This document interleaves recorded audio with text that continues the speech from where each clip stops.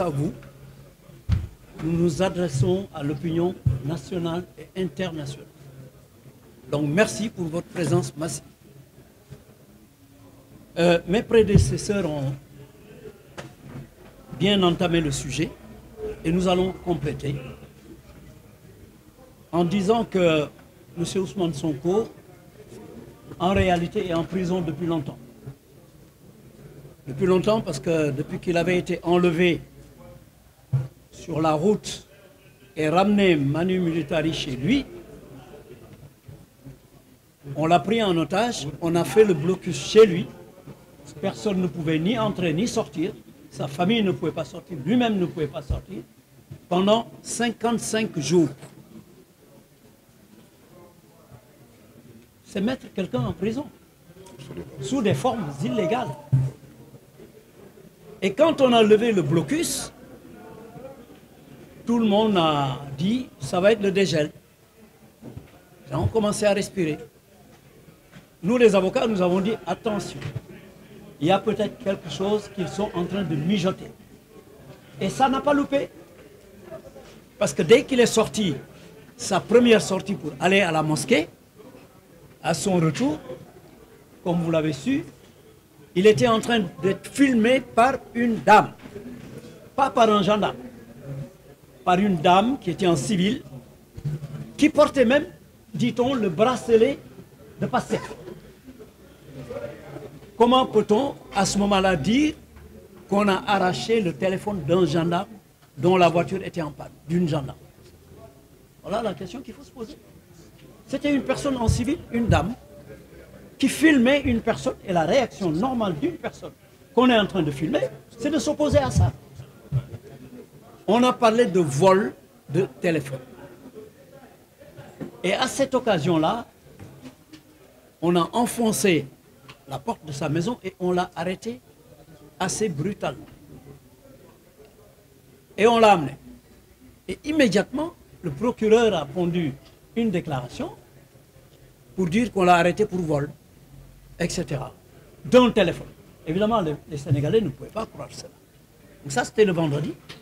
On a commencé à l'interroger avant même de lui notifier qu'il avait droit à être assisté par ses avocats. Donc ça, c'est une irrégularité. C'est après qu'on a averti les avocats qui sont venus. Alors, les conséquences immédiates de cette arrestation, comme vous l'ont dit nos confrères, c'est que ça fait tomber la contumace. Donc ça, le procureur a beau essayer de rectifier après en disant la contumace n'est pas concernée, mais tout le monde sait qu'on contumace dès qu'on l'arrête, dès que les officiers de police l'arrêtent, on ne peut plus parler de contumace. Il doit être rejugé. Mais comme ils savent que ça ne les arrange pas, ils ont dit que ça n'en fait pas partie et qu'ils l'ont arrêté pour plusieurs délits. Alors ces délits, c'est fondé sur quel fait? Monsieur le procureur a été très fort dans ce qu'il a fait. Moi, je l'appelle le procureur tailleur. Comme on a parlé souvent de ministre tailleur. Procureur tailleur. Je dirais même tailleur broderie. Je vais vous expliquer, parce qu'il a brodé. Tailleur broderie. En Wolof, on parlerait de Bernina et de Damina. Donc voilà ce que M. le procureur a fait. En faisant quoi? Il est parti de 2021.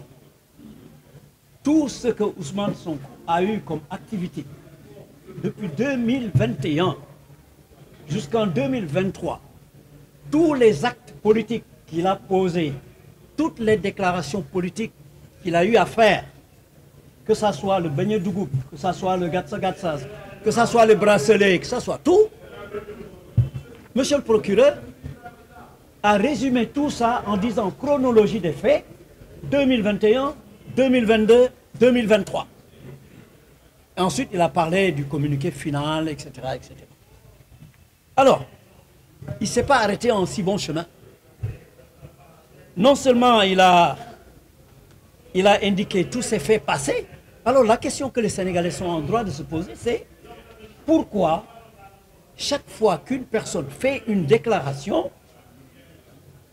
on l'arrête immédiatement, on la met en prison pour incitation à l'insurrection, etc., etc. Tous les jours, vous voyez ça.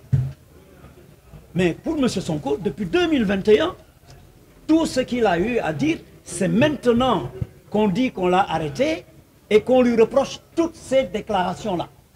Donc toute son activité politique de 2021 à 2023, ce sont des faits qui sont constitutifs des délits qu'il a énumérés.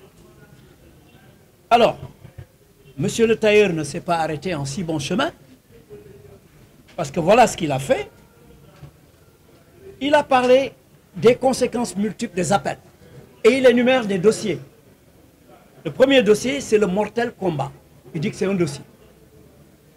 Le dossier B, c'est la force spéciale. Le dossier C, c'est le commando. Le dossier D, c'est le cocktail Molotov.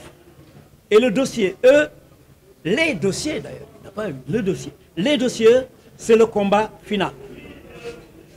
Il énumère tous ces dossiers-là qui font l'objet de procédures, qui font l'objet d'enquêtes. Et il verse tous ces dossiers dans la corbeille, non pas de Ousmane Sonko, mais de Pastef. Voilà ce qu'il dit dans sa conférence de presse.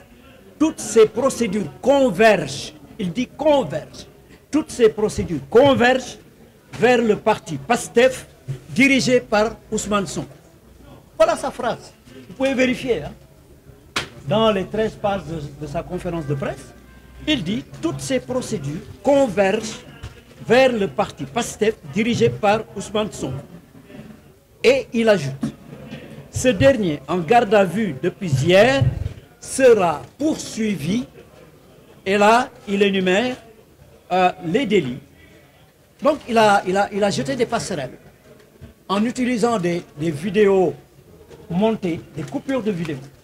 Et ça, je pense que les responsables politiques de PASTEF vont communiquer sur ça, parce qu'on a pris des vidéos, on a coupé des morceaux de ces vidéos qu'on a montré aux journalistes.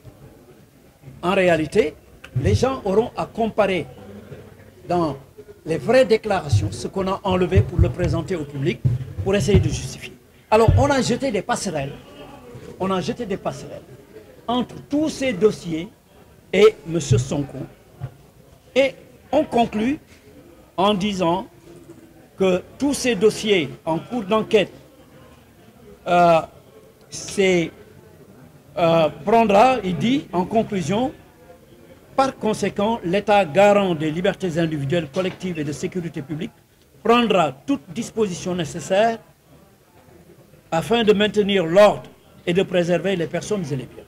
Alors, donc, on a pris tous ces délits-là, tous ces dossiers, et on a versé dans la corbeille de Pastef. Et c'est ça que j'appelle une activité de tailleur broderie. On a brodé. On a pris des dossiers qui n'avaient rien à voir. On a tout pris. On les a transportés sur M. Sonko. Voilà ce que le procureur a fait dans sa communication, qui a été longue, mais il a eu énormément de mal, vous avez dû le constater, à lire son document. Parce que manifestement, il n'est pas l'auteur de ce document. Et il a dit lui-même c'est sa hiérarchie qui l'a autorisé à faire ce qu'il a fait. En tout cas, les 7 délits qu'il a énumérés remonteraient pour la plupart depuis 2021.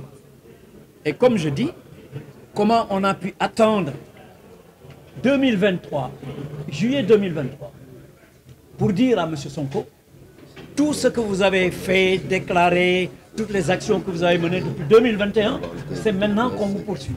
Alors que tous les autres citoyens, dès que tu fais une petite déclaration, on t'arrête, on t'entend, on te met en prison. Donc les Sénégalais doivent se poser cette question. Et en réalité, il y a 2 objectifs qui sont visés. L'un des objectifs, c'est de neutraliser notre client, de l'empêcher de participer aux prochaines élections. Ça, c'est le premier objectif. Mais c'est peine perdue. C'est peine perdue. Parce qu'ils ne parviendront pas à ça. Deuxième objectif, c'était de répondre aux accusations portées à la CPI et à la plainte qui a été déposée en France. L'État du Sénégal avait promis de mener des enquêtes, parce que les gens demandaient des enquêtes indépendantes, internationales. L'État du Sénégal avait promis qu'il allait faire des enquêtes. Maintenant qu'il a pris tous ces dossiers-là, tous ces crimes qui ont été faits, qui ont été articulés dans la saisine de la CPI, ils disent que c'est Ousmane Sonko qui est responsable de tout ça. Et nous allons le poursuivre pour tout ça. C'est comme pour se dédouaner d'avoir à faire des enquêtes, parce qu'ils disent le coupable, il est là, c'est Ousmane Sonko. Voilà donc le deuxième objectif qui était visé. Je pense que mon confrère Abdi va résumer tout ça en wolof. On pourra répondre aux questions après. Ce n'est pas la peine que je traduise en wolof.